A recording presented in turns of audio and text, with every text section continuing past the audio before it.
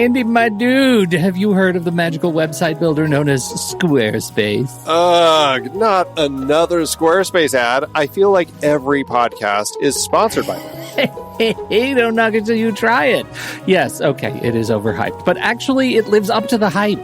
Squarespace is like a website fairy godmother. With a click of a button, your site transforms into a beautiful masterpiece. A website fairy godmother? That sounds interesting. What makes it so magical? Well, for starters, those slick templates make anyone look like a professional web designer. Pick one, customize the colors and fonts to match your brand, and voila. Plus, the drag-and-drop Fluid engine is so easy, your grandma could build a site on Squarespace. Well, she did knit me a lovely scarf last Christmas. Maybe website design is next. Exactly. And when you're ready to sell your Nana's handmade scarves online, Squarespace has built-in e-commerce. Add a store with one click. Get flexible payment options. Then watch those sales roll in. And when she wants to teach others her steezy scarf skills, Squarespace's new courses feature is just the ticket. Nana can set up her curriculum and enrollments and payments in a snap and become the next e-knitting influencer. Oh, wow, you really sold me with the grandma angle. Sign me up for that free trial. Just go to thenextreel.com/Squarespace and transform your site into a beautiful Squarespace masterpiece. Well, thanks, Pete. Even though it's overhyped, Squarespace actually sounds perfect for Nana's site's needs. Appreciate the warning on the ads, though. I'll brace myself next time I listen to a podcast. Anytime. Let me know if you need any help getting that site up and running.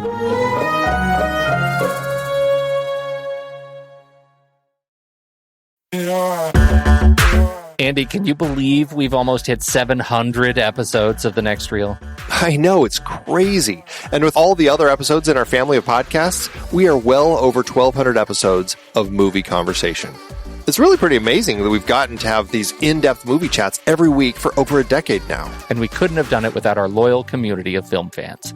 Their support over the years has meant so much. For sure. That reminds me, we should give the merch store a shout out. Buying shirts from thenextreel.com/merch is a great way listeners can continue to support the show. Plus, they get to sport our great designs. Absolutely. I think sometimes folks forget we have a variety of shirts, mugs, phone cases, and more available. In fact, a great place to start is with a shirt sporting the Next Reel's logo. We also have that classic Fast Times Spicoli Surf School tee, or the weirdly popular Rusty's European Tour shirt. The one from National Lampoon's European Vacation. Why is that so popular? Search me, but we have sold a ridiculous number of those. I guess there are a lot of Rustys taking trips to Europe? We're always adding new designs based on movies we've covered, like our brand new design for a streetcar named Desire, featuring a streetcar named Desire. So if you want to rep your love of TNR and films, head to thenextreel.com/merch. Every purchase helps us continue to have these weekly in-depth conversations. So visit thenextreel.com/merch today. And as always, thanks for listening and being a part of the Next Reel community. We've got lots more great movie chats coming your way. I'm Pete Wright. And I'm Andy Nelson. Welcome to The Next Reel. When the movie ends, our conversation begins. The Shawshank Redemption is over. It's time for the Count of Monte Cristo.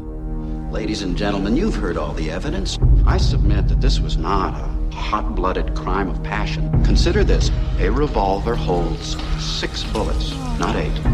That means that he fired the gun empty and then stopped to reload. By the power vested in me by the state of Maine, I hereby order you to serve 2 life sentences back to back. 1 for each of your victims. So be it.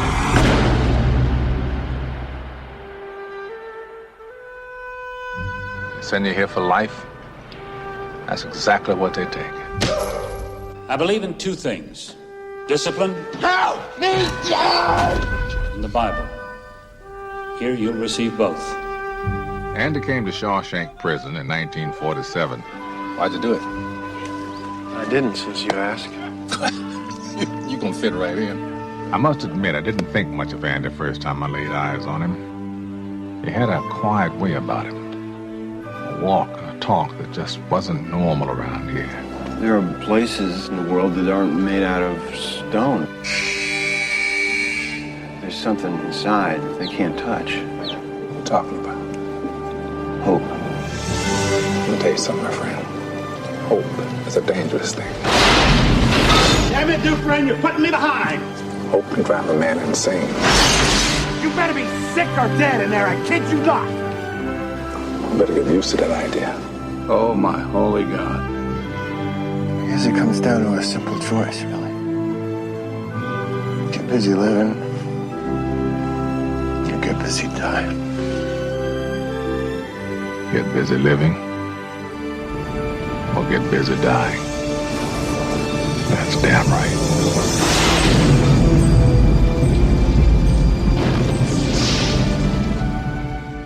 Andy, unprecedented change in the next reel today.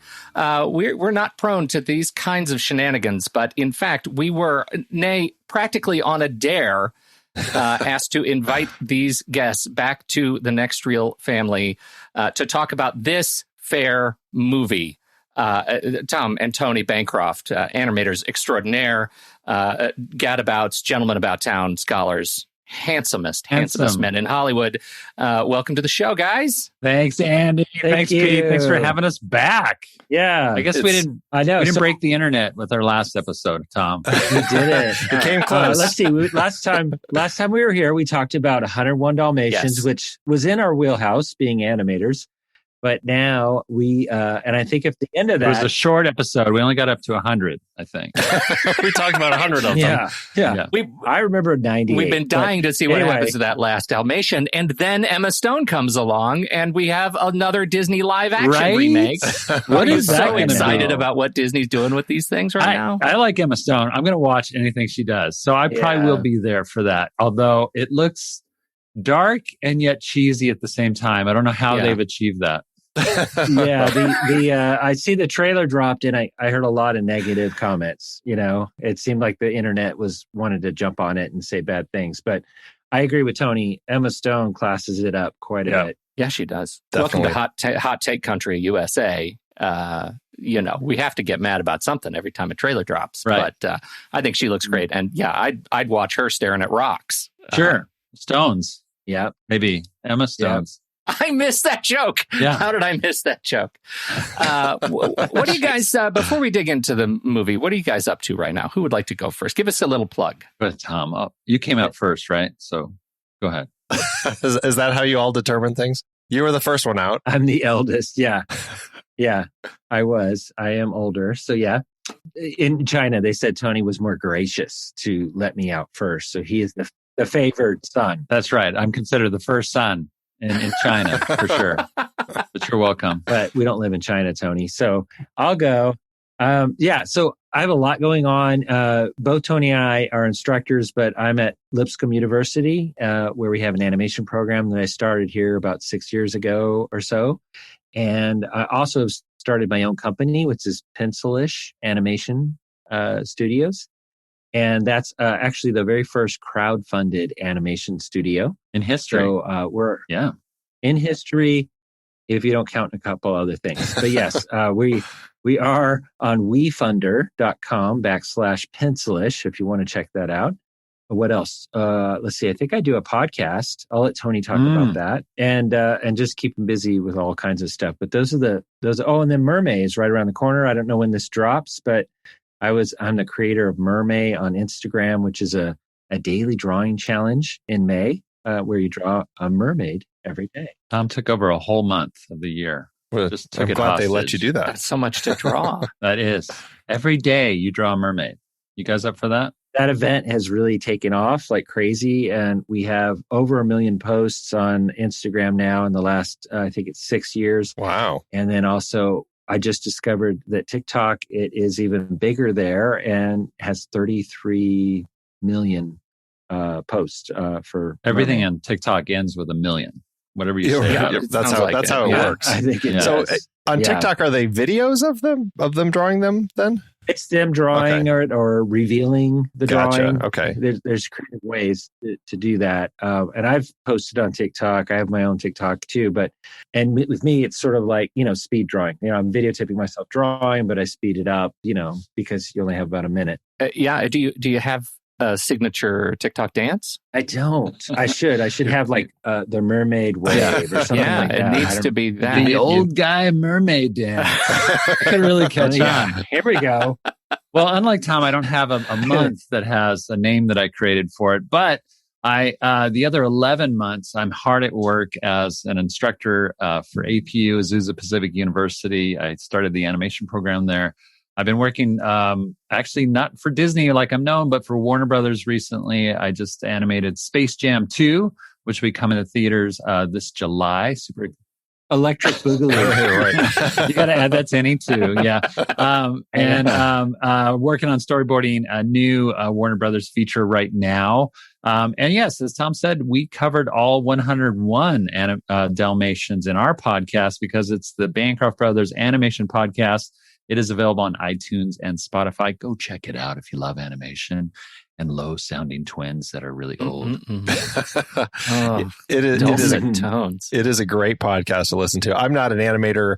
Yeah, maybe in a former life I was, but I just love the whole idea, and listening to you all talking about animation with other animators is pretty cool. So, well, if somebody like yells down the hallway and they go, "Hey, Walt," do you turn around? Because like sometimes you feel like, "Oh wait, was I Walt? Was I Walt at one time in my life?" Walt Disney. Yeah, I get it's that interesting. one. I'll have to think about that. But you guys are animated, and we love talking to animated folks too. So that's why we're happy to be here with you guys. Well, we are thrilled. We're kicking off a new series. It is our Stephen King a la Darabont series, and we're going to be covering the Shawshank Redemption, the Green Mile, and the Mist.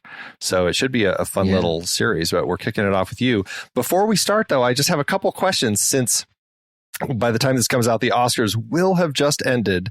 And I'm just curious. I just want to get hot takes from you both real quick. Animated feature film. There were 5 nominees: Onward, Over the Moon, a Shaun the Sheep movie, Farmageddon, Soul, and Wolfwalkers. What, any preferences from you two? You know, there's 2 answers to these questions. There's what you think is going to win and what you want to win. Right, so, exactly. What I think is going to win, hands down, will be Soul. Pixar is going to sweep it. They got 2 contenders this year. They're going to win one of them, but you know, Onward is not Soul. Soul is going to be the winner. But what I'd like to win, Wolfwalkers. We've done podcasts with every single one of these directors, as a matter of fact, I think. We recently did one with the Wolfwalkers directors, and we love those guys. And I just think it's a phenomenal animated film. Really, really beautiful 2D animation. So that's my vote. And then there's this third tier, which is entertainment level. And because, I think Wolfwalkers would be my choice artistically. Not positive it would be my choice on the entertainment side. But I'm going to stick with Wolfwalkers as being my favored one. Yeah, I agree with Tony, though, 100%. I do think it's going to be Soul that'll be the winner. And probably fairly so. Sure. It's still really, we did a podcast with Pete Docter, the director of Soul, too. Yeah. We actually were in the same class at Cal Arts. So we've known him since he was a young tyke. He was always tall like a giant. He is very tall. Yeah, he is. But he hasn't changed a bit. When we talk to him in our podcast, I highly recommend somebody go check that out, because we gabbed it up like little schoolgirls, and it was so wonderful just to talk about our shared past back at Cal Arts and staying up late working on our student films. Yeah, about half of that podcast we did talk about the Cal Arts days and gave a little bit of insights, and he told a funny story about us, and we told a funny story about him. But then we did talk about Soul, and that was and like this podcast, it's just like, sooner or later you got to get back to what you're supposed to talk about. So we'll do eventually that now. We do. Eventually. I just think Soul. I mean, I feel like in terms of moving the state of CG animation forward, Soul captured sweat unlike anything I've ever seen in my life, you guys. You're a guy about the details. I could tell that already. Wow. You could watch him play the piano and go to a piano and play it. Like, that motion capture of fingers hitting keys is legit, y'all. Like, that is they do that research. They research in depth. Absolutely. Yeah. And it's probably not motion captured. No, in Pixar, that's not the way they work. They're going to single frame. Yeah, you're right. I don't know why I said I don't know what I'm talking about. It's all right. Which is clear. Very impressive. I mean, you proved it. It was a little embarrassing. It's impressive, but wrong. Nothing embarrasses me anymore. You guys go. You know what? You tried. That's right. I showed up to play. That. Okay. Yeah. So we're here to talk about The Shawshank Redemption, and very excited to hear your opinions of this. I think we should start with a very important question. Do you remember when you first entered Shawshank? Man, that's a good question. It must have been in the movie theater. It came out in 1994. So, I always think about my life in terms of Disney movies that I worked on. And my kids were born on either Lion King or Emperor's New Groove, and that was the year Lion King released. So somewhere in the year Shawshank hit also. And I'm going to say that Lion King was probably a summer release. I bet this was probably a winter release. And so I would have been sitting nestled in next to my lovely wife, watching Shawshank in the theater.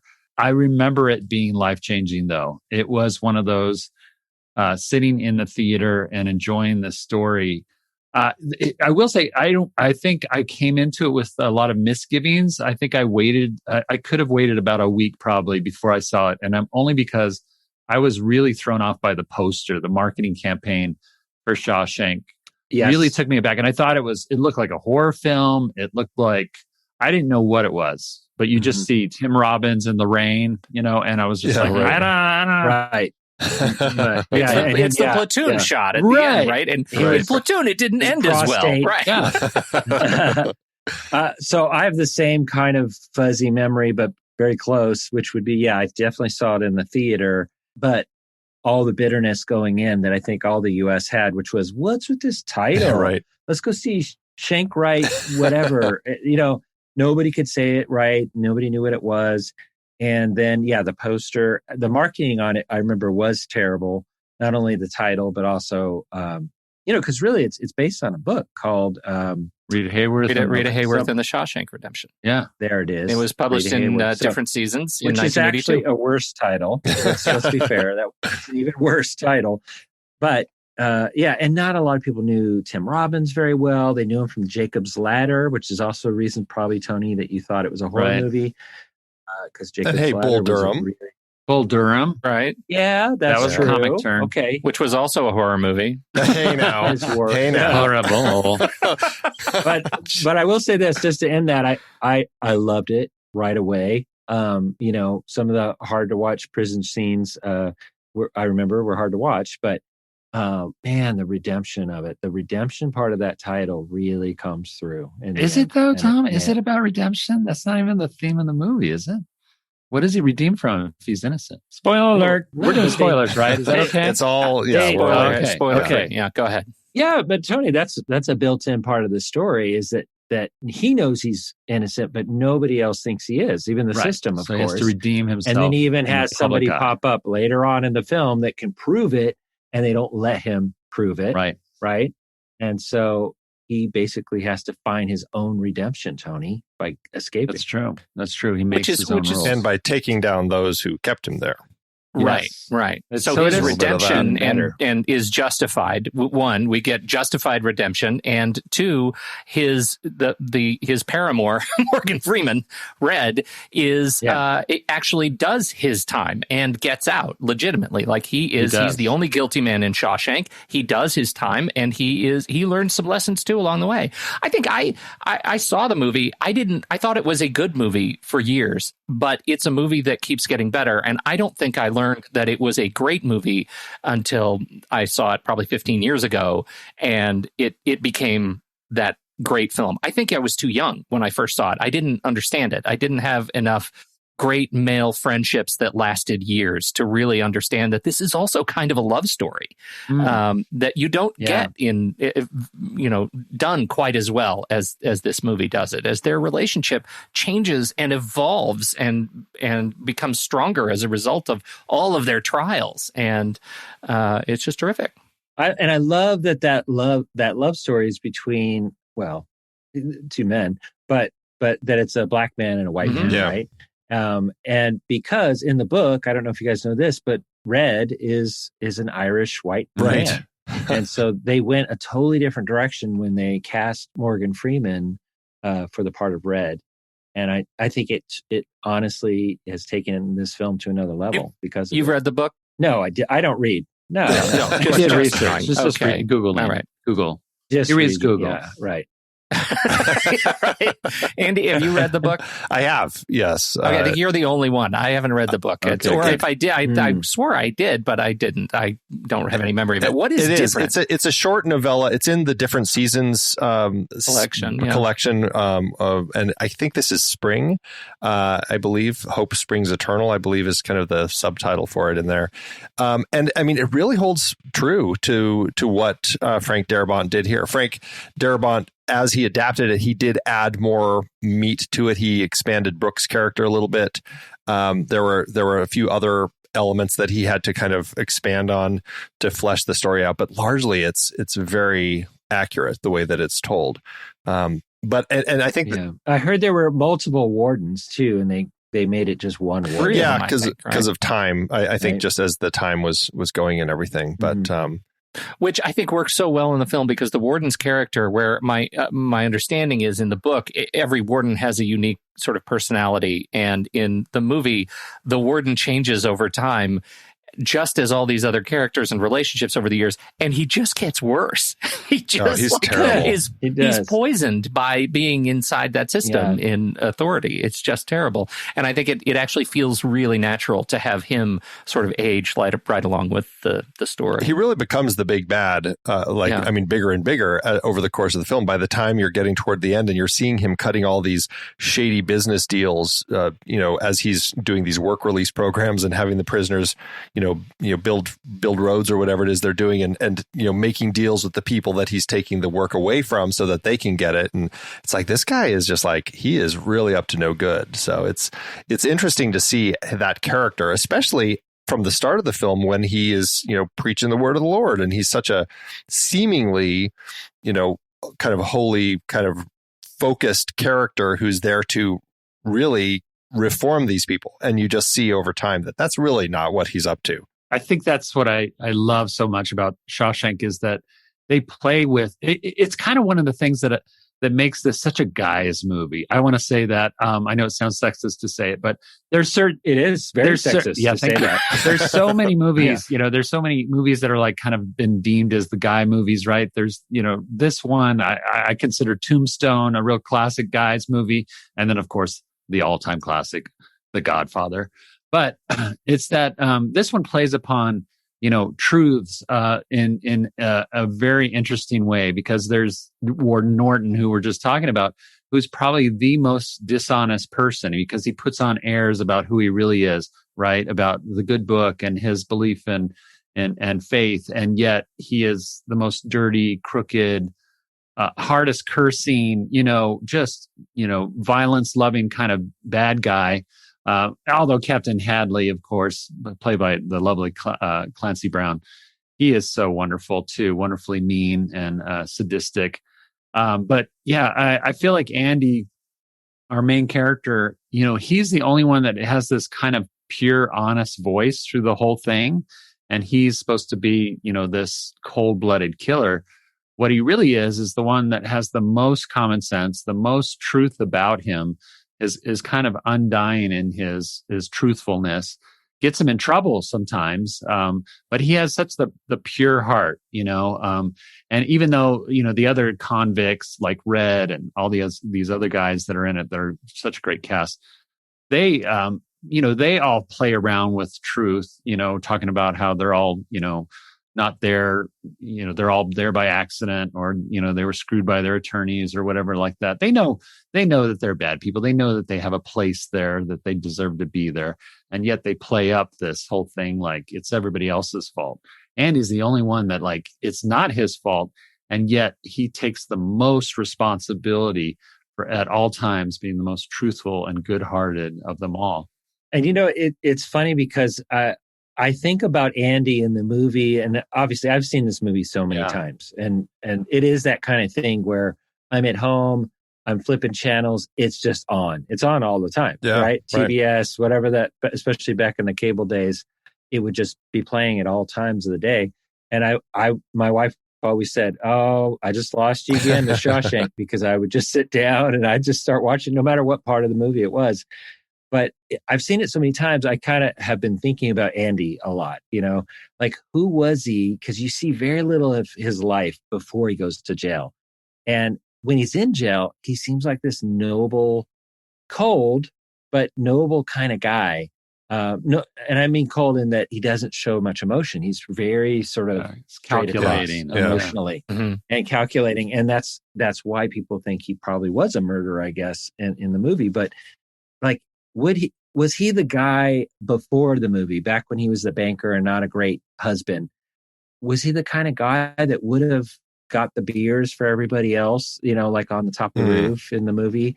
Was he that, or did he become that? Right. And I'd love, we're never going to know really, but I feel like he became a better person in jail. That's a good point. Yeah, I think as an audience, you're kind of watching for that a little bit. Like, what is his arc?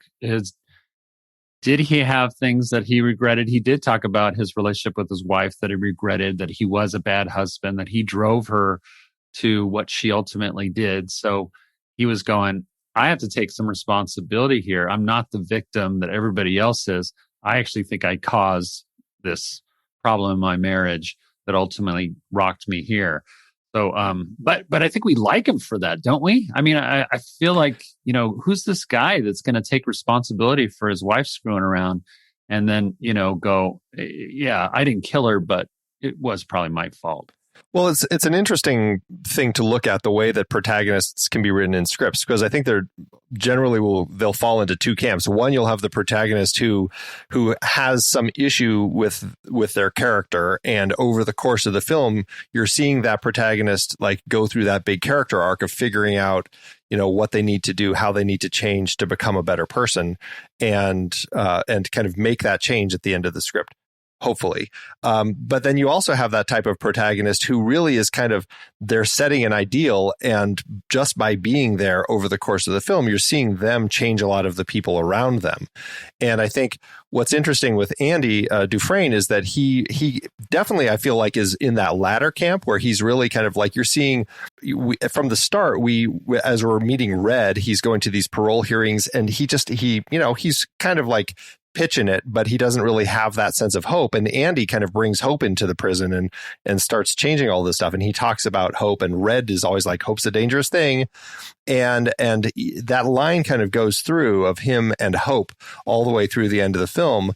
And even if he has that low point where he's in solitary for 2 months, he still comes out of that ready to kind of make some changes. But I still think that, your point is really interesting, because I feel like there is some sense of change that he's also going through in here. And I feel like, yeah, maybe he didn't do those things before, but by seeing these people and like coming into contact with them through this awful situation that he's now in, he all of a sudden is like, he's finding a way to even grow some more and making those choices that he's having, like, talking to Clancy Brown's character and kind of pitching him on what he can do to save all that money and getting beers for everybody. And I feel like there's this, it's almost like this leveling up for him as he's going through the film. I think that's exactly it, because he has this great line that I think is none too subtle to this very point, where he says, I was straight-laced when I was outside. I had to, come to prison to become a crook. Yeah, I think that line is demonstrating I had to come to prison to learn to live. Like, that's true. What is demonstrative of the movie, to learn to live. Yeah. And hope is such a core there. But that's something else I wanted to react to that you'd said, Andy, that just, really hit me, and I forgot about this in my own past, is that, so this film came out in 1994. Tom and I both worked on The Lion King, which came out that year. I didn't know this at the time, but after seeing Shawshank Redemption, I would go on to become one of the co-directors on Mulan, the animated Mulan. Really? Yeah, I wanted to throw that in here now so that we could riff off that. I don't hear that every podcast. Okay, go ahead. Anyways, to my point, Tom, is that you had said, Andy, that and this is getting very confusing because Andy and then the main character of Shawshank is Andy, but that you can call me Mr. Nelson. There you go. And Andy in the movie, he changes everybody else. He doesn't really change. He does have some change, But when we were developing Mulan, and I remember referencing this very movie because I would have seen it by the time we started working on Mulan. That was a core thing of making Mulan different from the other female princesses at the time. One of the strengths that she has and one of the differences in the storytelling is that we wanted Mulan to be, she doesn't really change at all. She's put upon by what Chinese culture is and what her family expects of her to become this China doll, this perfect China doll, and yet goes against that, of course, by going off, sacrificing herself to save her father's life, and dressing as a man and going off to war. And ultimately, that's not what she wants either. It's not like she wants to dress up as a man. This is, a device that we've given her to put her in that situation. But she ultimately just wants to be allowed to be who she is in this dynamic of the story structure, historically and otherwise, and ultimately changes how all of China view women at that time. That's really where we go to in the movie, is that she's rewarded for basically being who she is. And ultimately, I feel like that's Andy's reward, is that he goes within this system that tries to beat you down and tries to change you into something else. And he somehow comes out just as good and just as true to heart as he is when he went in, and somehow even improved upon as he goes now into... He changes. Yeah. Right. Well, he changes the people around him. He changes the universe of the prison. He really does. And, so there's all this that happens because of his presence there. He wasn't that Jim Rock that he's been sculpting down. He wasn't that Jim Rock that was forced into being changed through, time and impact all the time from the prison. He remained the same. One of the most satisfying sequences in the movie is he's not even in it. It's the prisoners left in the prison telling stories about their experiences with Andy. Yeah. Sort of vessel of history. And it's just, that gets me every time. We should all be so lucky, right? Right. Yeah. Yeah. Exactly. It's legacy. I think that's what he becomes a legend. Yeah. But that's what we want. I guess that's why I think of it as like a man's film in a lot of ways, because I think men want to have a certain legacy. We all do, of course. But for a long time, that was kind of the core. I want to be a man of integrity. I want to leave a legacy for my family, for my kids. And those are kind of all things that are kind of wrapped up in a lot of who Andy is. Right. So I want to introduce an idea here, because I was talking about who Andy was before the movie, and you really don't get much of a glimpse at that. But you also, and the only ones you do are negative. They're from Andy. He's talking about how he was a bad husband and how he was not emotionally available for her, and him just being a banker. You can tell he's probably that's probably all true. Yeah. But I've seen this movie so many times. And there's always this pivotal part where I go, and it wasn't until maybe this last viewing, just this last weekend, where I said, wait, at what point does he plan his escape? Because it's confusing. There's a timeline change that's going on throughout the movie, right? And there's especially a flashback at the end when you find out that he's escaped. It's a surprise to everybody in the jail, but also to the audience. And then they start revealing what happened, right? And it's not till then that you realize that he has been planning this for years, right? To dig that tunnel. They said it would take how many years? I can't remember, but it would take, 20 or 30 years to dig that tunnel. So he literally planned, and that's what makes me go back to that and go, wait, he got the rock hammer early on in the movie. He had just met Red. Red. And that was his first thing that he asked for, was this rock hammer. And he does. He ends up making the chess sets and stuff like that. But I always thought, oh, well, he did for a few years, made chess sets and things like that. And it wasn't until he got thrown into for about 2 months. Solitary. And I thought it was like around that time, like he'd been broke in and he was like, now I'm going to start escaping, right? But no, he had been planning this. And by the way, he would never have been able to dig that whole tunnel. So he'd been planning this since he got that rock hammer. Pretty much. And so that actually kind of, in a way, says something about him, is that he had hope back then, but he also was somebody that could keep that hope going through the worst times, right? Yeah. And some good, some highs, but a lot of lows.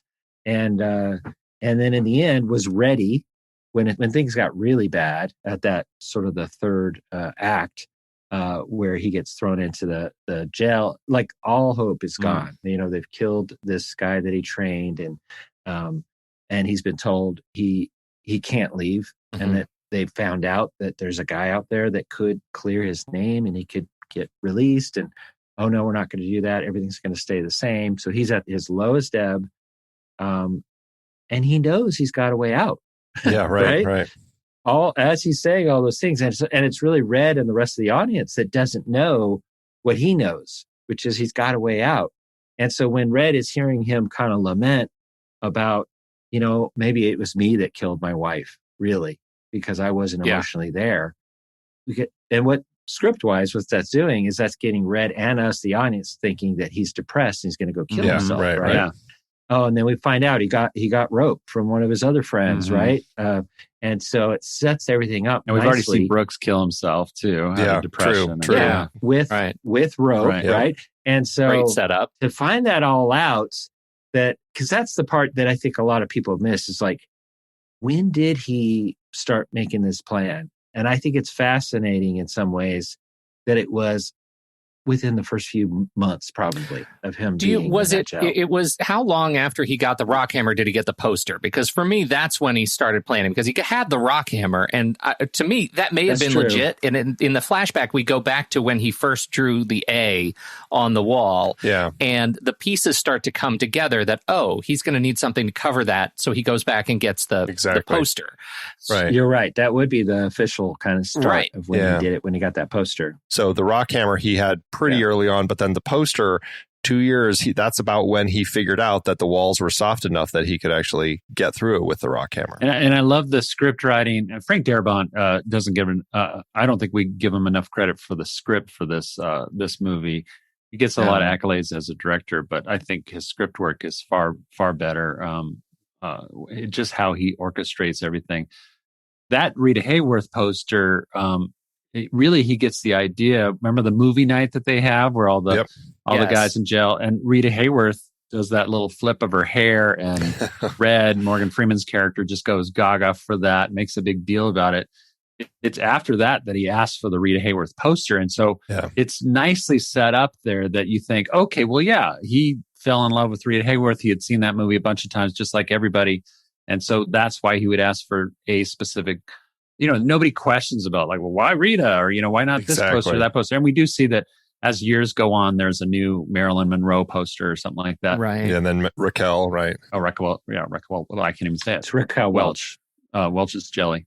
I love that. But even in the beginning, like right when they're rolling in, into prison, and we start with the narration by Morgan Freeman. He talks about how, it was Rita, his request for Rita Hayworth to be brought to him that got them together. And so it's set up so far, just in the very beginning of the movie, we know that Rita Hayworth, as is the title of the book by Stephen King, that Rita Hayworth in this poster is going to have some kind of big epic thing to do with this story, but we don't know how. And I think for me as an audience member, I'm just like itching my head going, I want to know more about what is this thing about Rita Hayworth and why is she such a big thing? She really isn't, No, she's ultimately. Not.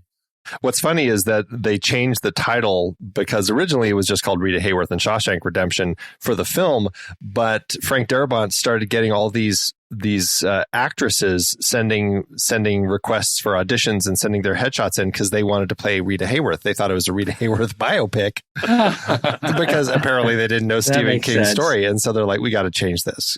And of course, even Shawshank was trouble for a lot of people at the time. Stupid Hollywood, right? They're just dumb. So true. Now, I've always felt, and tell me if anybody's felt this way, because Shawshank's a really long movie, right? Now, I probably thought that the very first time. I'm like, wow, because I remember I did go with my wife, and she was the one that noted it. She's like, oh, this thing's still going? I'm like, yeah, isn't it great? Right? Like, I'm so into it. I don't want it to end. But I remember her making that comment the first time we watched it. But, and part of that is because I even noted it. It's like about an hour and a half in, it becomes a second movie. I really feel like there's two movies to Shawshank. And one is basically him surviving jail and all that, and then building the library. And you could almost end it right there. Of course, you wouldn't have all that great stuff later. But then as soon as they introduced, and I can't remember his name, but that young guy, right? That guy that he ends up training. Mm-hmm. Tommy. It's your name, Tom. It's my name. That's what I can remember. Good to remember. So literally that bus coming down the road with Tommy in it. Now we get the 50s kind of music and all that. That is the beginning of this sort of second part of the movie. And I remember that's when people start kind of shifting in their seats, and my wife's checking her watch because we're like, wait, where is this going? We just start to go down a completely different path because we take a long time to get to know Tommy, really, and how he becomes one of the group and how they like him a lot. All that is to set up, obviously, him getting shot. Right. Yeah, right. And taking the water him down another even darker step, and also sealing the deal that basically you're stuck here. Because Tommy's the one that obviously the whole tool that he is in the plot, he introduces the idea, wait, I knew a guy, he's the new guy that just showed up and became part of the group, but he says, oh wait, I was at another place and this guy said he basically killed your wife, right? He comes up with that new plot point that then sets everything in motion for sort of that the third act. I remember thinking, and even to this day, like, do we need that? Like, but then if you take that out, you lose a lot of those plot points that end up making the ending so fulfilling. And I'll tell you, my experience watching the movie this time over the weekend, I watched it with my daughter, who's 18, had never seen the movie. Oh, wow. And she, I could watch her, as you sort of clock it, right about that hour, 15, hour and a half. I noticed she's, writing a text to her boyfriend or something on her phone. But at the end of the movie, when the big twist happens, I hear her say, it's an escape movie. Right? She didn't get it. Yeah. And all of a sudden, the whole movie comes into focus. And the first thing she said when it was over was, when can we watch that again? Oh, wow. Right? I consider that an enormous... And you gave her a kiss on the forehead. Honey, Daddy loves you. Sweet, sweet girl. Go back to college.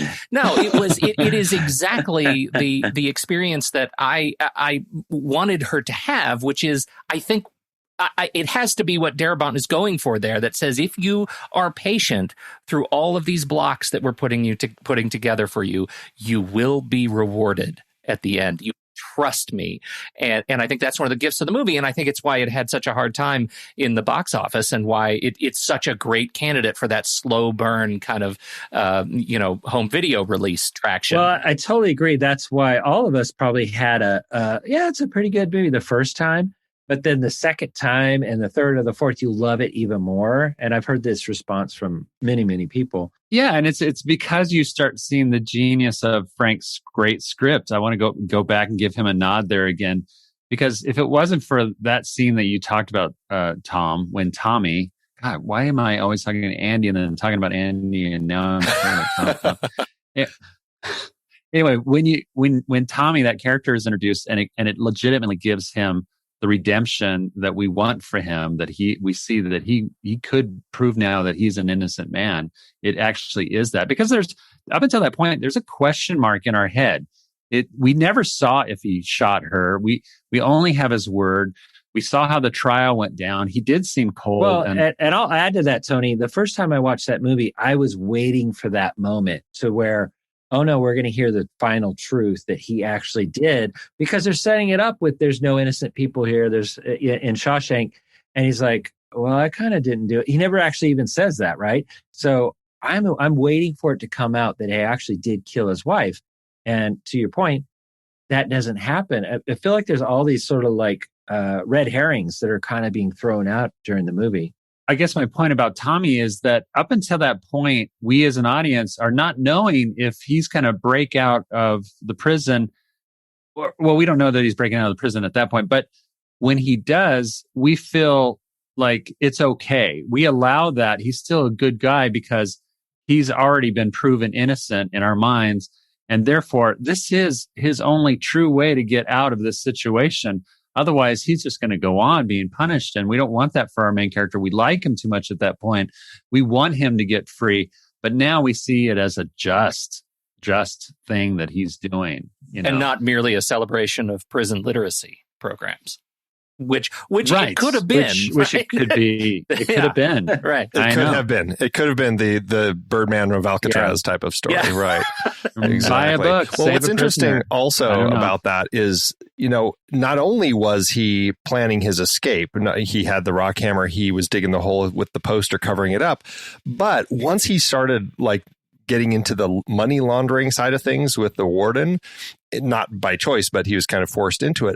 But obviously he was then using all of that and planning that out too, so that he could get back at the warden if he needed to, so that he could get money if he needed to, because as he said, as we learn, he's got the signatures for this fake character that they've created. And so it's he's very smart, always thinking not just months ahead, but clearly years ahead. And I think it's no surprise that he is carving a chess set, because, that is very much a thinking game where you really want to be thinking as many steps ahead as possible so that you can kind of, lead to a win.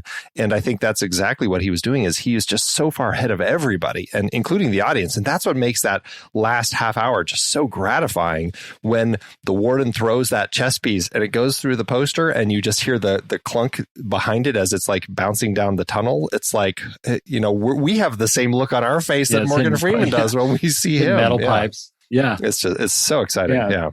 So smart. So it's such a smart script. Bob Gunton is such an incredible vessel for that kind of idiocy in authoritarian leadership. He's just really, really good at playing that role. I buy it. I totally buy it. I know. Yeah. Yeah. He could be a high school principal and I would buy it for sure. Absolutely. And Tom, the running time of Shawshank Redemption is 2 hours and 22 minutes. So not hugely long compared to some movies these days. It's not The Irishman. Yeah. Oh, right. Ooh, yeah. Talk about red. I know. I did not want to sit through that anymore. But 2 hours and 22 minutes is considered long, I guess, for that time period when it came out, for sure. Oh yeah. I mean, you're a lot of people are more like, oh, I'm a $150. That's about as far as I'm going. Yeah. So yeah, it went a little bit further than that. But okay. So here's one thing I would love to hear you guys' viewpoint on, which is this a faith movie? Okay. Because it's funny to me that Shawshank Redemption has been claimed by the church in a lot of ways, right? I've heard of Bible studies about Shawshank Redemption and that, people have called, Andy's a Christ figure, and he is, and you even have that at the end. I mean, he does this. He goes prostate, or he stretches his arms out, and he's literally getting rain on him as he's come out of hell. Basically, it's like a rebirth, washing his sins away. There's a whole rebirth thing. Yeah, there's a lot of things that you could definitely say, and I don't think they're accidental. I think there is a lot of symbolism there too. So I'm not disagreeing that they're not there, or that somebody's reading into it. I kind of think it seems obvious, but then on top of that, there's all this Bible play, right? There's a lot of verses, and I love that kind of moment where the warden and Andy in his cell are kind of test them. They're testing each other. Yeah, really the warden testing Andy mostly, but they're going back and forth with quoting Bible verses, and obviously the warden's impressed. He knows his Bible, but at the same time, the most Christian person, quote unquote, in that movie from the get-go, from the very moment at the beginning of the movie that character's first introduced, is the warden, right? And and obviously turns out to be the most evil person in Shawshank. So do you guys think that that's actually kind of on purpose, sort of a negative thing to say about believers, that they're hypocritical and all that? Or do you see this as more of because there's a redemption to a character that we don't really know? Andy, we don't know if he's really a believer or if he just grew up memorizing the Bible, or in jail maybe he became a believer then. Who knows? But I wouldn't say we know that. Yeah, right. I mean, it's a really interesting perspective. And from what I've read about the film is Frank Darabont didn't necessarily put that stuff in there. I haven't seen if Stephen King put that into the story intentionally. But Frank Darabont just put it in there, but he's thrilled that people are pulling these sorts of things out because, I mean, it's always exciting. As an artist, you create something, but then once it's out there, it belongs, as people have said before, it belongs to the audience at that point.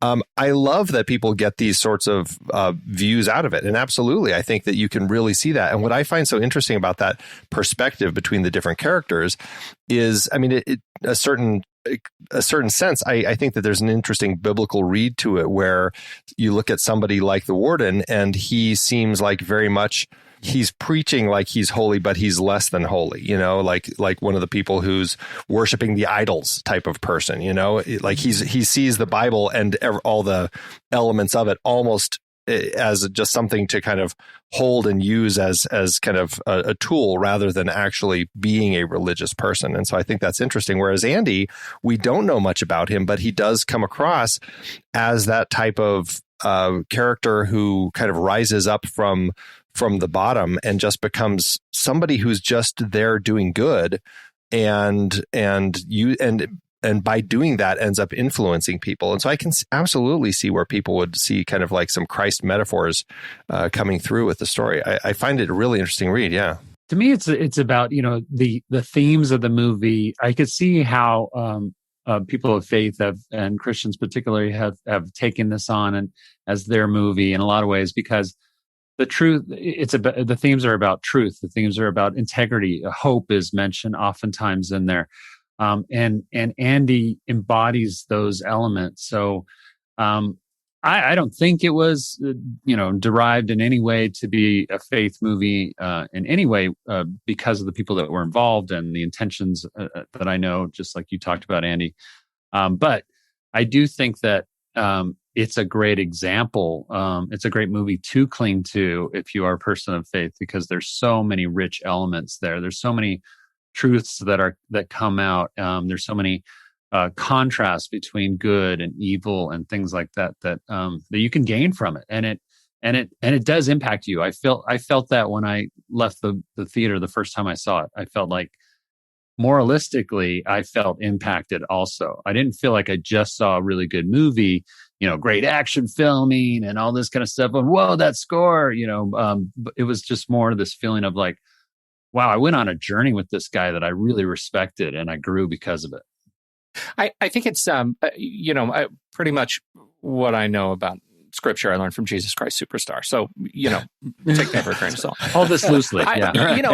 My sense is that this is what makes the film so great, is that it's a lenticular postcard of belief systems. What it offers us is a window into the collision of worldviews, and whether or not you see the warden as some sort of glorified King Herod, he had a belief system, and just because it was in the Christian Bible doesn't necessarily mean that that's some sort of critique about Christianity. It is a critique about him as a leader of men, and about those men as followers of his, right? And when those collisions occur, we see this one rise up as a model, as an avatar, as and that is Andy, to say, hey, there's another thing we can believe in. Now, whether you scotch tape that on top of a Christian model or any other, to Tony's point, I walked out of this movie a changed person. Every time I see it, I'm a changed person a little bit, because it changes the way I see the world. And I don't necessarily consider that a Christian transformation. I consider it a deeply personal one. And that's the gift of Shawshank. And that's the gift of really strong storytelling too, right? I mean, I think that there are a lot of times where you have a story that has this many rich characters and themes. And I think that's what is so exciting about just film as a storytelling medium, is that you can get so absorbed into it. And then there's so much to think about and process afterwards. So, I'm thrilled that this is such a film. I mean, it really is one that just, for me, it has stood the test of time. I think, Tom, to your point, some of the critique I have read is that it's not a Christian movie. You don't let them teach this in Bible study.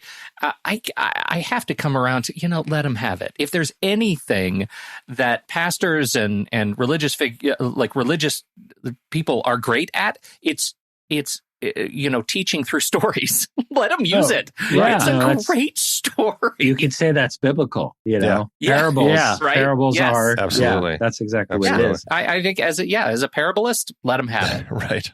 Yeah. I agree. So can I transition to my geeky Frank Darabont story? Because I actually met him once. Please tell. What? Tell this story. I Man, first Mulan and now this.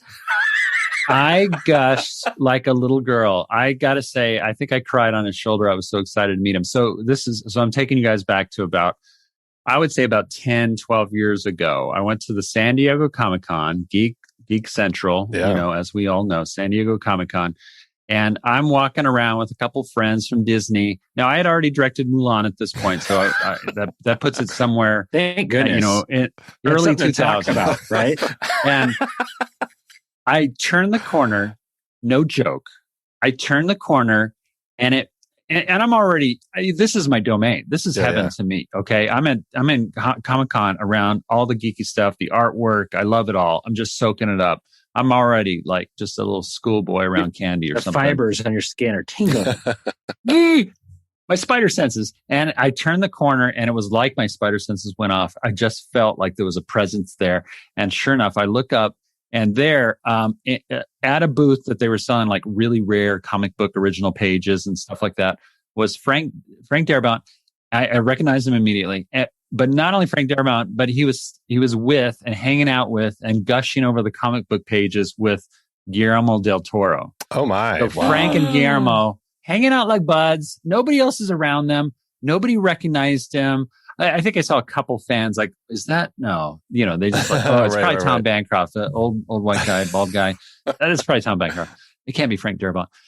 But I recognized him, and I went up to him, and because it was just like one of those, like, I have to say something. When is this going to happen again? And it felt like, there was a veil that opened, and I just felt like I was allowed to enter in. Did you say the word Mulan before you said your name? Okay, it came in. Sure. I'm just going to admit that out front. Right.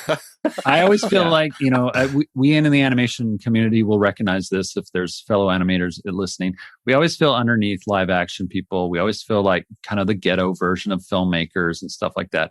So, but I do feel like I need some kind of credibility. And here we are with two directors. So I felt like that was my connection. So I go up to him, Frank and Guillermo. It's so nice to meet you. My name's Tony Bancroft.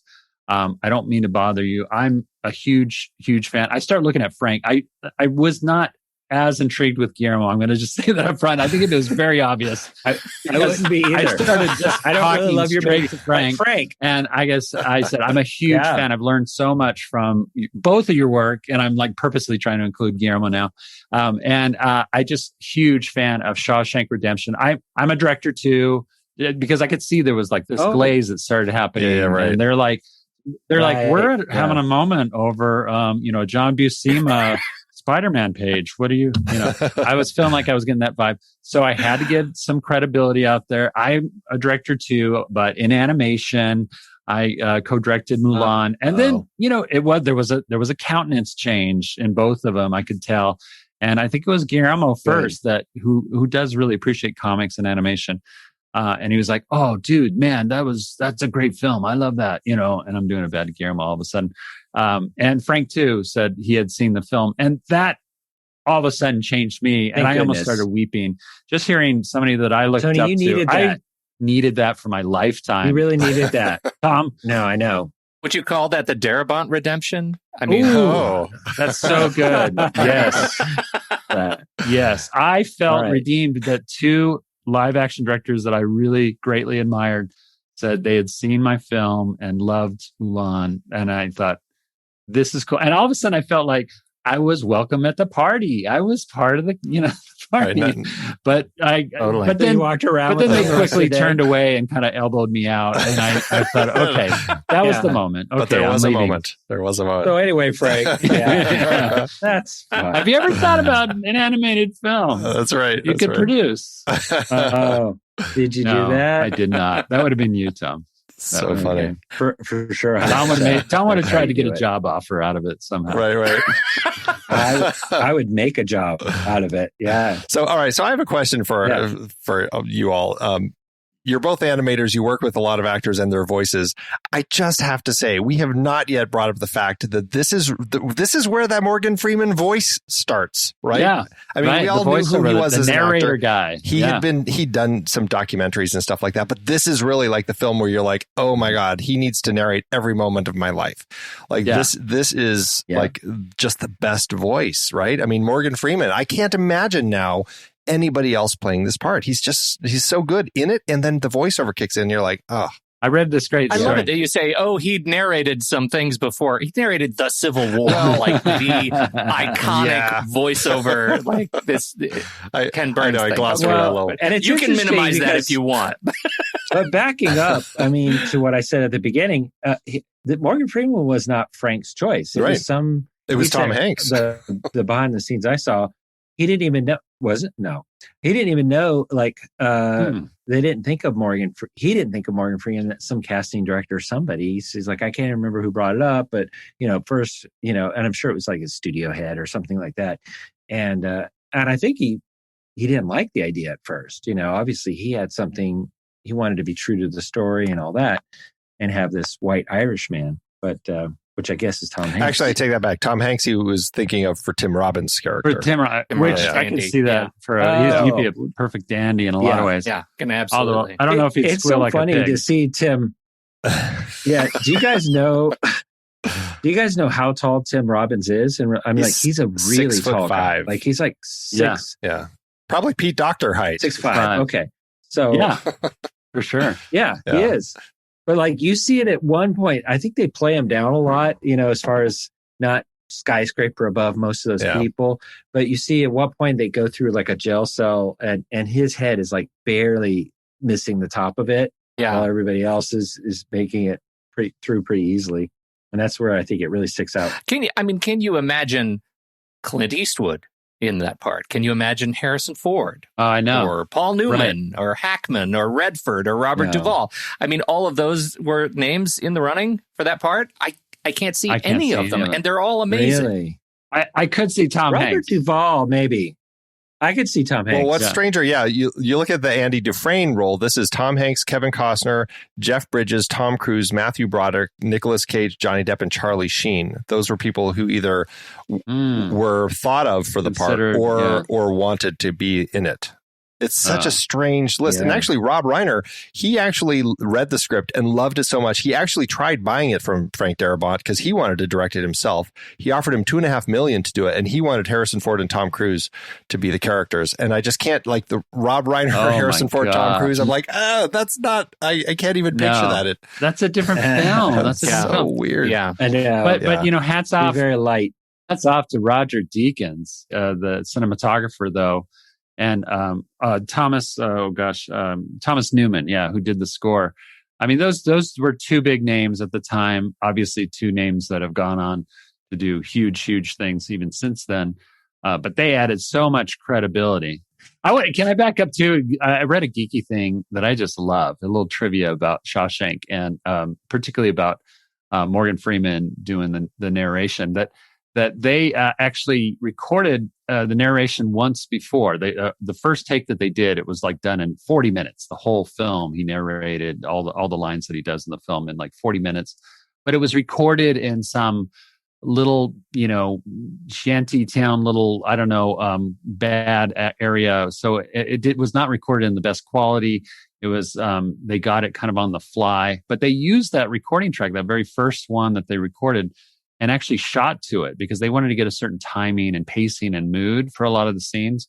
So Darabont used that recording and wanted to use that as the final recording, but the quality of it was so poor because of how they had kind of, done it really quickly in not a great recording studio. So they ultimately had to have him redo it, and it took 2 days, over 2 days to record the final track that was not in Frank Darabont's at least acknowledgement, was not as good as the original one he did in 40 minutes.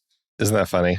It's funny because I did hear the behind the scenes, and they make a reference which now makes sense. I didn't understand it at the time, of like some of the actors were talking about filming at that big jail. Yeah, right. That was a real jail or prison that had been shut down, and but hearing Morgan's narration as they were acting. So they actually did literally play it out loud while they would go through. That's what I'm saying, Tom. Things. That's what I just said. Well, is it just? I thought it was just our podcast where you came in and claimed my statements. We're going to do that here too all the time. No, what I do is I clarify. There's a you big said difference. it better. Okay. This is the same argument I have with my wife all the time. She's like, it's like I said the pencil is yellow, and you come in, yeah, the pencil is kind of a goldish yellow. I'm like, I'm just expanding. I'm taking what you did and I'm expanding. It's a yes and. I'm yes-anding you. It's good. Exactly, it's a compliment. Right. Exactly. I know. I do that. You said do. So we can't stop. Thank you. We can't not comment on this. To me, Shawshank is one of the most quotable movies. Right. And I think we need to do a little roundtable of what is our favorite quote from Shawshank. Put on the spot now. That's right. Get busy living or get busy dying. Oh, dang it. Did you take it? Wait, I didn't even hear. Pete, what was it? Pete took mine. I knew it was so coming, fast. man. Say it again. I missed it. It's only because I can't do the entire Morgan Freeman monologue at the end that I had to say you got to get busy living or get busy dying. Oh. And that line is so iconic that I think it has transcended the movie. The number of people you can say that line to who don't know where it's from. Mm-hmm. Exactly. Was it written for this? Darabont. Was it Frank Darabont that originally came up with that, or was it like a saying? Oh no! Now you're going to question. You're going to. I feel like that's got to be a universal truth that's been around for a long time. It was actually Lao Tzu who first said that. Did you just look that up? No, I feel like it was in the book. So I feel like if anything, Stephen King came up with it, but it's a Stephen King. But I don't know if it was around before that. Let's give it to Stephen. Give it to King. Yeah, sure. Yeah, Stephen King gets it. He doesn't You're right. win that often. No, not him. No. All right, go for it. Okay, so he did take mine, and I had it all teed up, and now I don't have anything else written down. But there is another one. While this isn't maybe as quotable, I must admit, because again, my number one got taken. I really like this moment in the film where it's at the very beginning when Red is saying, basically, hey, you better watch it. I can't remember what he calls them, but the gay guys are kind of sisters. The sisters, that's what it is. The sisters are scouting you out. And he's like, and then so Andy says, well, I suppose it wouldn't change things if I explained that I'm not a homosexual. Yeah. And then Red says something super wise. He goes, well, neither are they. Yeah. You have to be human first. Right. Oh, man. They take by force. It was such a good point to make, and actually kind of progressive. Very progressive at that time. In a lot of ways. Yeah. And so to me, every time I hear that, I go, wow, it kind of hits me. So I'm going to take that. I wouldn't say it's that's not what it's the most quotable, but I like that. Neither are they. You have to be human first. So I'm going to claim that one. I just have to say right now that Mark Ralston, who plays the head of the sisters, I had no idea until I was doing my research. And I don't know why I never put two and two together. But he is in Aliens. He's one of like the tough Marines in Aliens. Yes. Like, my God. It just like blew my mind. That really? That's just like that totally. I mean, he did such a great job. He just has that like, vicious, and he's got these perfect little lips and stuff too that, and Boggs is his name, Boggs Diamond. Yeah, Boggs, right. What a creepy dude, for sure. But yeah, I gotta say, I do love that. There's so many quotable lines in this that I'm drawing a blank on all of them. You're a tall drink of water. I don't know. Maybe that was from something else. How about this one? I understand you're a man who knows how to get things. Oh, there you go. Yeah. Yep. A good one. I use that at rehabilitation. I don't even know what that means. Yeah. There are a lot of good lines. Salvation lies within. He had the whole thing at the end. Some birds aren't meant to be caged. Their feathers are just too bright. There's a lot of good stuff in there. And then this is always fun. Put your trust in the Lord. Your ass belongs to me. Welcome to Shawshank. Yeah. Oh, good. Yeah. That's how I greet people when they come to my house. Very useful. That's a little. Welcome to Bancroft. That's right. That's right. Oh, and what's the line too? Oh gosh, that Hayward says they're making bets on the character who literally has the credited title in the film, Fat Ass. I feel sorry for the actor. That's how he'll go down in history. But when they're making bets in the beginning of the film on who's going to scream and cry first, and then Hayward wins, and he's like, yeah. cold fish for the win, or he says something like, or fat ass for the win. That's what it is. I think it is. Was this a PG podcast? That's PG-13 is good. Yeah, so you're good there. You know what's funny is was that your podcast? Yeah, we're not doing our podcast, Tom, so we can do this on there. Right. A little side note about that character is Jon Favreau. That was actually one of his first auditions out in Hollywood, was for Fat Ass. Oh my gosh, he would have been good. He said it was one of the worst auditions he ever had, and just doing the audition was enough for him to say, "I need to lose some weight." Oh, really? So, yeah. Because he didn't like his character name. Probably. Yeah, well, and he was being cast as that, and I think that just kind of like you said, you don't want to be known as the guy who played Fat Ass. So he got it back. He got that weight back. He did. Well, when you're making movies like Chef, of course. Well, let's talk about awards real quick. I know we're kind of running tight on time here. Yeah. The movie had 21 wins, 43 other nominations. At the Oscars, it had 7 nominations and it lost them all. Best Picture lost to Forrest Gump. And speaking of lengths, let me just say Forrest Gump, exactly the same length of time as Shawshank Redemption. And Pulp Fiction was actually the longest film nominated that year.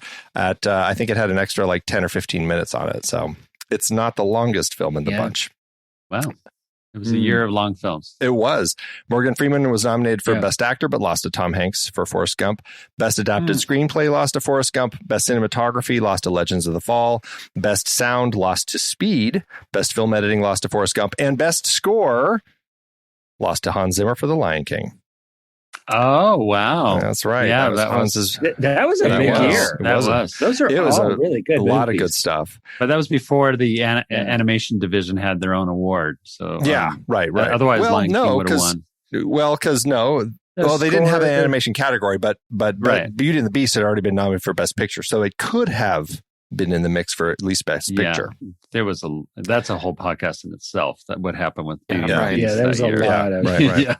There's a lot of leading. Exactly. What's interesting about the awards as you go through it is it didn't win a lot of Best Picture wins. The ones that it did win for Best Picture or Best Foreign Film, awards of the Japanese Academy, the Casting Society of America, the Hochi Film Awards, the Humanitas Prize, the Kinema Junpo Awards, the Mainichi Film Concours, and the National Board of Review.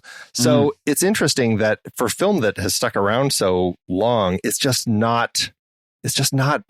wasn't recognized at the time. And I just find that so striking. Speaking of numbers, how'd it do at the box office?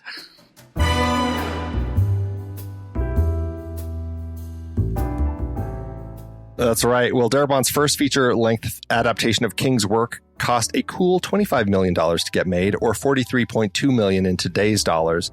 The movie started slow, opening on September 23rd, 1994, on just 33 screens, opposite Terminal Velocity and the even more limited release of The Making of and God Spoke. Really fun docu-comedy, I guess. Yeah. It had a slow growth, but it never ever really took off, even after increasing its number on screens and its award nominations. It did have that bump. It landed with an earning of $28.7 million domestically and $178,000 internationally, or just under $50 million in today's dollars.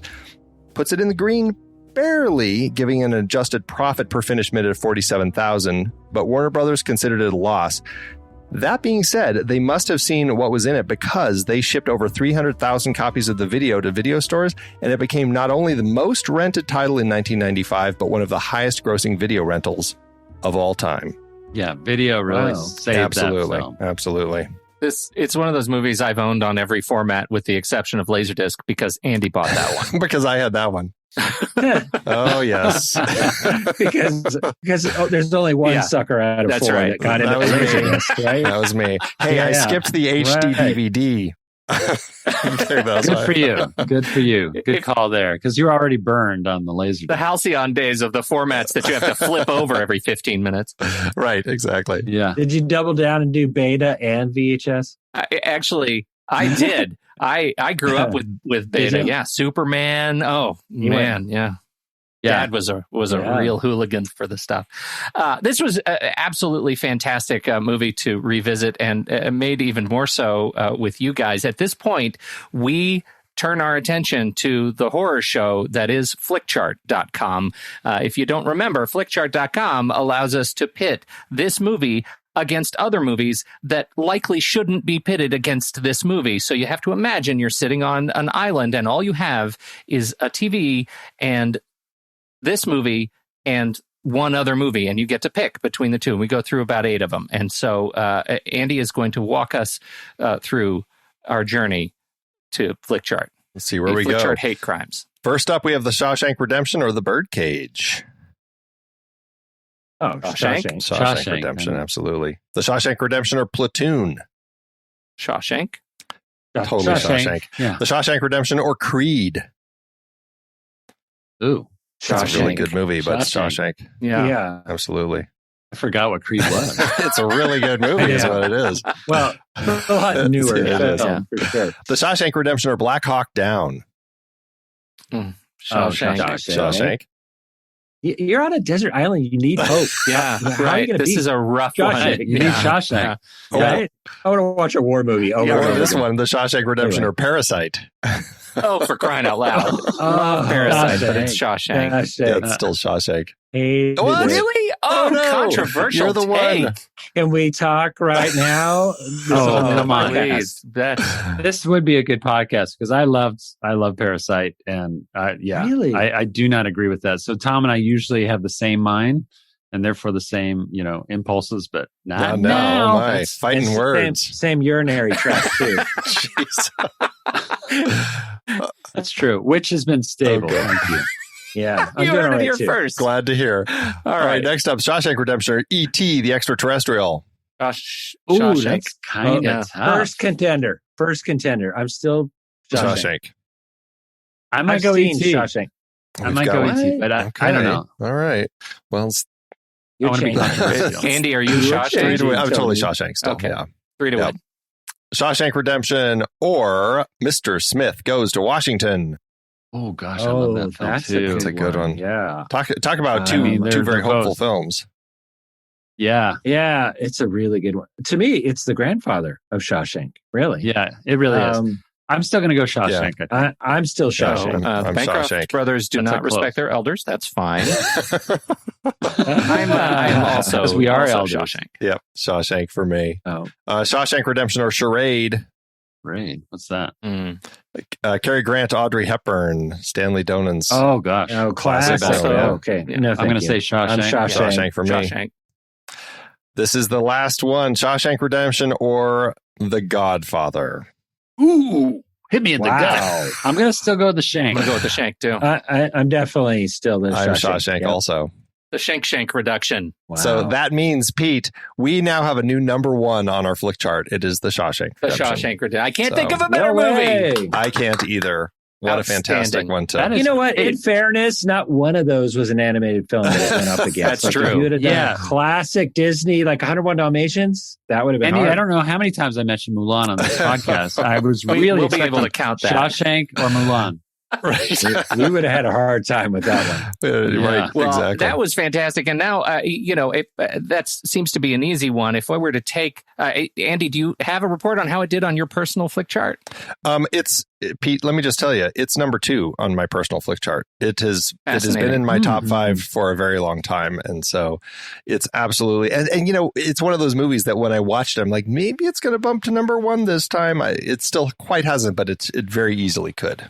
Well, what's the number 1? And now I kind of want to know. It's Brazil. It's Terry Gilliam's Brazil. Totally different type of movie, but I just love that movie. Yeah. It's good. Not that good. No. Oh, shut up, Parasite hater. This one is super frustrating because on my personal chart it ended up at 34, and this is what I mean by the flick chart hate crime. Like, I feel like it should be higher, but at some point it just ran into something that it could not get beyond. And I don't even remember what it was. It's been on my list for a while, but it's still, if I take the flick chart algorithm over to letterboxd.com/thenextreel, our partners over at Letterboxd, this is a 5-star and a heart movie. It's absolutely 5-star, top of the line, great film. Where does it stand for you two? 5-star and a heart, or? Oh, 5-star. Okay. Yeah. Oh, yeah, 5-star. Excellent. 100%. Sure. All right. Awesome. This is definitely one of my top favorite movies of all time. Yeah, it really is. Yeah. It is. It's just, it really stands the test of time. And, it's one of those films that gets better, really, every time I watch it. I don't know. I just always get something else out of it. Yep. Find it, see absolutely. it. Well, guys, I just got to say this. If it went up against Star Wars, now that would have been a hard fight. Star Wars is currently my number one. That's what we're talking about. All right. Okay. So, Tom, you may have, I don't know. I'm sure you said something offensive. We're redeemed now. This is yeah, there it is. Awesome. Well, we're going to be talking about The Green Mile, as I said, next time, which should be fun.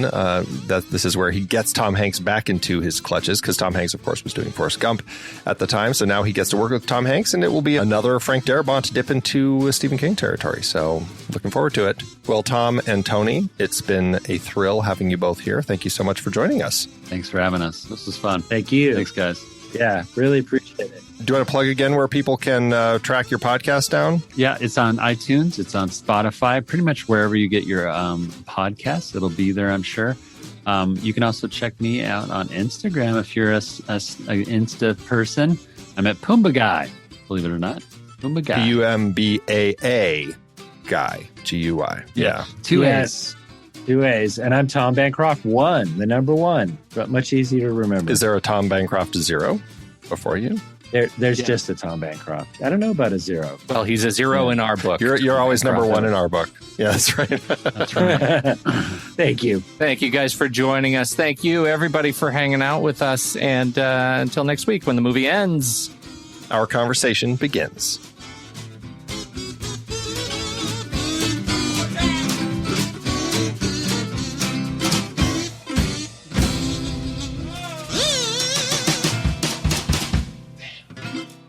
Letterboxd giveth, Andrew. As Letterboxd always doeth. And how? Why? Goodness, yes, it does. Do you feel bad about going to the bottom of the barrel with this one? I do. I feel really bad. Like, I don't even want to know that there are people who hate this movie. It's an interesting exploration to know that there is a dark side to the Shawshank Redemption. It's scary. I don't know. It's one of those things where it's like, I'm at a point where it's like, obviously there's going to be somebody who doesn't like it, but I'm like, oh, but there really are a number of them. There are plenty. There are plenty. Yes, there are. Okay, well, I got one. I got a half star by Samuel Kerr. Could you say that again? Who is it by again? It's from Samuel Kerr. All right, well, let's do it. Yeah, and so Sam says, shocking film. I've said it once and I'll say it again. I could have spent my time watching Ratatouille. Terrible plot, terrible acting, terrible film. I'm effing fuming. Ratatouille was ready to be watched, but someone suggested to watch this. I no longer F with them. Time to watch Ratatouille now. Goodbye, XX. My. Except for I sanitized that. Did you get it? Yes, I did. Yes. I sanitized it. All the Fs were the thing that you think I was saying. Okay, good. If this were a PG-13 film podcast. Ratatouille. I love Ratatouille. That's an interesting pairing though. Ratatouille, Shawshank Redemption. Yeah, no, truly. And everybody knows Ratatouille Fs. I mean, if you're talking about a rat that gets some, it's Ratatouille. Ooh, you got one? You got a review? I have a half star by JRM Genius. Or it could be Junior M Genius. I'm not quite sure. But this is a half star. And this is what JRM Genius had to say. I'd rather eat the disease-ridden, maggot-infested corpse of my own grandfather than ever watch another second of this god-awful travesty of a, quote, film. What a trope. Everybody knows eating remains of grandparents is old news. Oh, well. Thanks, Letterboxd. It's hard to believe we have been having in-depth weekly conversations about movies since 2011. You're telling me producing this show week after week is so much fun, but it does require a lot of work behind the scenes. If you'd like to help support our efforts, one easy way is by using our Originals page when shopping for books and movies that we've covered. Your purchase is made through our links. Give us a small commission at no extra cost to you and allow us to keep having these great discussions. We covered a lot of great movies that were adapted from other material in Season 10. Our Originals page at thenextreel.com/originals is where listeners can purchase the source material behind all our adapted film discussions. It helps support the show at no extra cost when you buy through our links. In our foreign language Best Picture nominees series, we looked at several adaptations, including Z, The Postman Il Postino, Crouching Tiger, Hidden Dragon, and Letters from Iwo Jima. We hit the high seas with In the Heart of the Sea from Nathaniel Philbrick's nonfiction book for our Aquatic Killers series. Definitely a weaker entry in that series. I bet the book is better. Oh, me too. Member bonus episodes featured adaptations like Gone Girl, The Russia House, Ivanhoe, The Hot Rock, The Big Heat, and Naked Lunch. Oliver Stone brought not just original stories, but also adaptations like Conan the Barbarian, Scarface, Year of the Dragon, 8 Million Ways to Die, Talk Radio, and Born on the 4th of July. Mary Herron's disturbingly insightful American Psycho was adapted from the Bret Easton Ellis book. You like Huey Lewis in the News? Oh my God, it even has a watermark. And of course, more Stephen King with The Mist, The Green Mile, and The Shawshank Redemption for our King a la Darabont series. Find links to all of these books and more adapted films on our originals page. That's thenextreel.com/originals. Every purchase supports our show. Get the full list of books that we've talked about and start your next read today at thenextreel.com/originals.